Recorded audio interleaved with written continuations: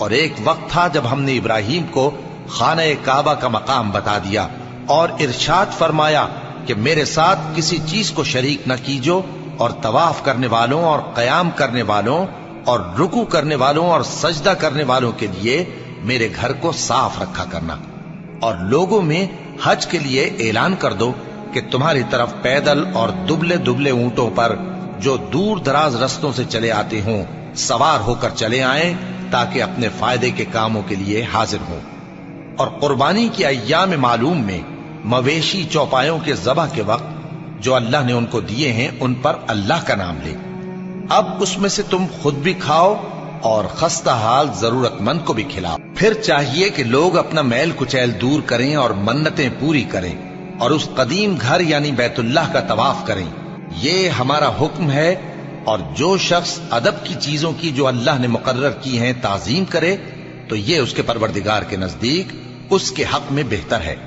اور تمہارے لیے مویشی حلال کر دیے گئے ہیں سوائے ان کے جو تمہیں پڑھ کر سنائے جاتے ہیں، تو بتوں کی پلیدی سے بچو اور جھوٹی بات سے پرہیز کرو، صرف ایک اللہ کے ہو کر اور اس کے ساتھ شریک نہ ٹھہرا کر۔ اور جو شخص کسی کو اللہ کے ساتھ شریک مقرر کرے تو وہ گویا ایسا ہے جیسے آسمان سے گر پڑے، پھر اس کو پرندے اچک لے جائیں یا ہوا کسی دور کی جگہ اڑا کر پھینک دے۔ یہ ہمارا حکم ہے۔ اور جو شخص ادب کی چیزوں کی جو اللہ نے مقرر کی ہیں تعظیم کرے تو یہ کام دلوں کی پرہیزگاری سے ہے۔ ان میں ایک وقت مقرر تک تمہارے لیے فائدے ہیں، پھر ان کو اس قدیم گھر یعنی بیت اللہ تک پہنچنا اور ذبح ہونا ہے۔ اور ہم نے ہر ایک امت کے لیے قربانی کا طریق مقرر کر دیا ہے تاکہ جو مویشی چوپائے اللہ نے ان کو دیے ہیں ان کے ذبح کرنے کے وقت ان پر اللہ کا نام لے۔ سو تمہارا معبود ایک ہی ہے تو اسی کے فرما بردار ہو جاؤ اور عاجزی کرنے والوں کو خوشخبری سنا دو۔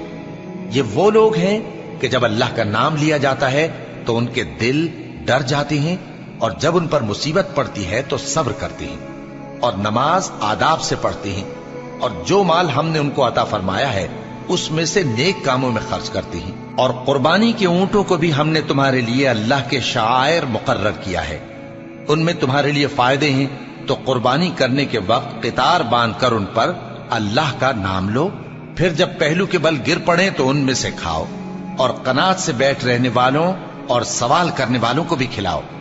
اس طرح ہم نے ان کو تمہارے زیر فرمان کر دیا ہے تاکہ تم شکر کرو۔ اللہ تک نہ ان کا گوشت پہنچتا ہے اور نہ خون، بلکہ اس تک تمہاری پرہیزگاری پہنچتی ہے۔ اسی طرح اللہ نے ان کو تمہارے زیر فرمان کر دیا ہے تاکہ اس بات کے بدلے کہ اس نے تم کو ہدایت بخشی ہے اسے بزرگی سے یاد کرو۔ اور اے پیغمبر، نیکوکاروں کو خوشخبری سنا دو، اللہ تو مومنوں سے ان کے دشمنوں کو ہٹاتا رہتا ہے۔ بے شک اللہ کسی خیانت کرنے والے ناشکرے کو دوست نہیں رکھتا۔